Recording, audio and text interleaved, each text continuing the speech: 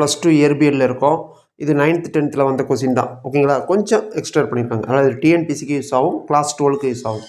Coulomb விசைக்கும் ஈர்ப்பியல் விசைக்கும் இடையில் உள்ள வேறுபாடு. ஈர்ப்புனா என்னது? கவர்ச்சி. ஈர்ப்புனாவே தமிழில் என்ன அர்த்தம்? என்னது? கவர்ச்சி. அப்போ இதிலே பாயிண்ட் இருக்குது. இங்கே விளக்கு விசைன்னு இது மாதிரி இருக்கா, இல்லை கூலும் விசைன்னு இருக்கா? கூலும் விசைன்னு இருக்குது. அப்போ கூலும் விசைனா ரெண்டும் சேர்ந்து தான் கூலும். அப்போ கவர்ச்சி மற்றும் விளக்கு. இதோட மாறிலி மதிப்பு எவ்வளவு? 9 × 10⁻9 newton metre square coulomb power -2. இதோட மாறிலியோட மதிப்பு எவ்வளவு? இது 11th தானே படித்தோம். அப்போ 11 போடுங்க.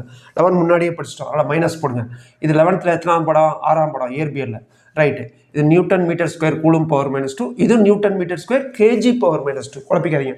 ஊடகத்தை சார்ந்ததில்லை, இது ஊடகத்தை சார்ந்தது, இது சார்ந்ததில்லை. வலிமை இதை விட இது அது குறைவு. இங்கே பாருங்கள், எப்சிலான் நாட்னு இருக்கா?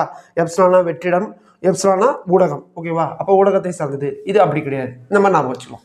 Okay, thank you, all the best.